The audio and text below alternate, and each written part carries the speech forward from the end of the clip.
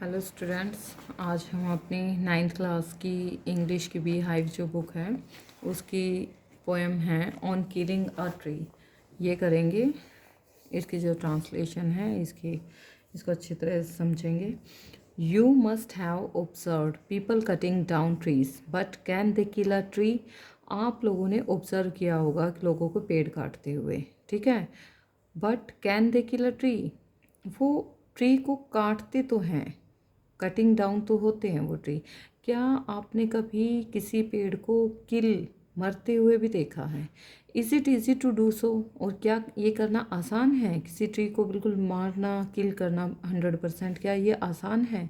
Let's read the poem and find out what the poet says on killing a tree. अब हम इस poem को read करेंगे और ये फाइंड आउट करेंगे कि जो पोएट है वो क्या कहना चाह रहा है ट्री को किल करने के बारे में।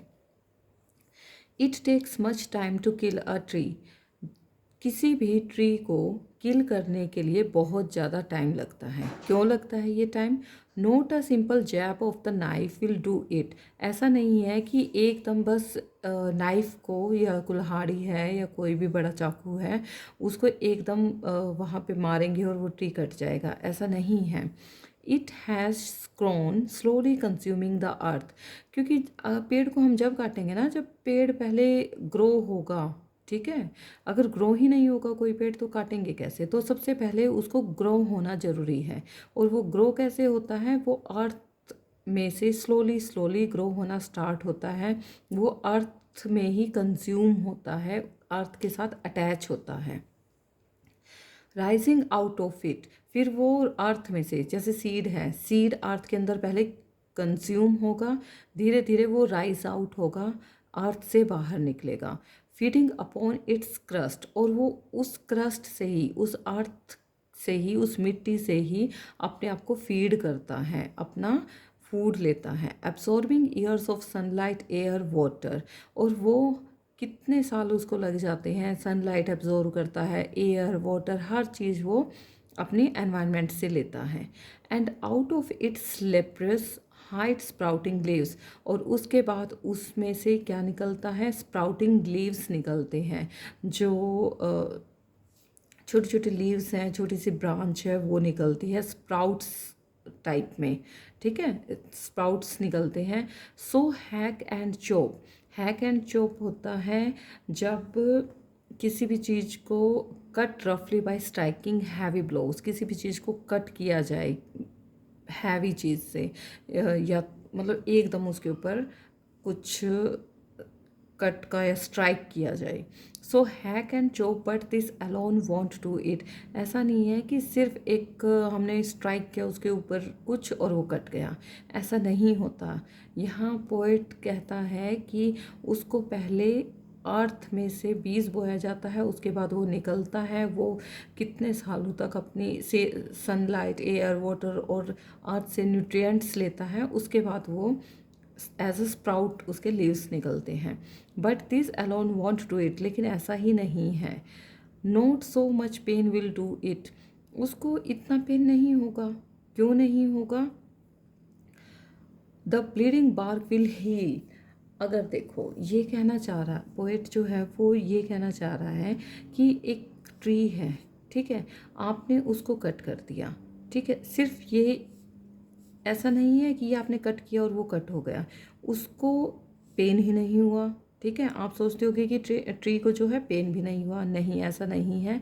The bleeding bark will heal, ये जो ब्लीडिंग बार्क होता है, जब हम पेड़ को काटते हैं उसमें से कुछ लिक्विड निकलता है, ठीक है, जैसे ह्यूमन बीइंग में से या एनिमल में से या किसी और उसमें से, ठीक है, लिविंग बीइंग में से ब्लड निकलता है। जब ट्री को हम काटते हैं उसमें से भी लिक्विड निकलता है, वो उसके ब्लड को हम कह सकते हैं कि ट्री का ब्लड है ये। And from close to the ground will rise curled green twigs, और वो जो ब्लीडिंग बार्क है वो हील कर जाते हैं। जैसे हमारी बॉडी में कहीं भी कट लग जाता है तो वो हील कर जाती है, ऑटोमेटिकली हील कर लेती है हमारी बॉडी। ऐसा ही ट्री के साथ होता है, जब हम उसको काटते हैं तो वो भी अपनी बॉडी को हील कर लेता है। And from close to ground, और जब ग्राउंड से अटैच है वो अभी भी, तो उसमें से ग्रीन ट्विग्स निकलते हैं, मीन्स उसमें से वही छोटी सी थिन ब्रांच जो है, ट्विग होता है थिन ब्रांच, वो निकलनी स्टार्ट हो जाती है और उसका कलर ग्रीन होता है। मिनिएचर बॉक्स, और वो इस टाइप का लगता है जैसे किसी बड़ी चीज़ का हम छोटी बिल्कुल उसी टाइप की छोटी सी चीज़ हम बना देते हैं, जैसे ताजमहल का मिनिएचर बना देते हैं, छोटा सा ताजमहल, ठीक है, जो मार्केट में बिकते भी हैं, तो वो होता है मिनिएचर। तो उसका, उस ट्री का एक मिनिएचर उस टाइम वहाँ पे स्टार्ट हो जाता है निकलना। Which if unchecked will expand again, अगर हम उसको ना छेड़ें तो वो दोबारा से उस ट्री के जैसा एक्सपैंड होना स्टार्ट हो जाता है, बड़ा होना स्टार्ट हो जाता है, टू फॉर्मर साइज, पहले के जैसा। No the root is to be pulled out, अगर उसकी रूट को ना निकाला जाए, out of the anchoring earth, पूरी तरह से अर्थ से अगर उसकी रूट को ना निकाला जाए, it is to be roped tight and pulled out snapped out, और उसको दोबारा से वो रोप होना स्टार्ट हो जाता है, ठीक है। अगर उसे उस अर्थ में से निकाल दिया जाएगा तो क्या हो जाएगा, तब वो जो ट्री है वो किल हो जाएगा। अगर उसको रोप कर दिया गया, ठीक है, उसको बाहर निकाल दिया गया, स्नैप्ड आउट कर दिया गया, तो वो क्या हो जाएगा, वो किल हो जाएगा।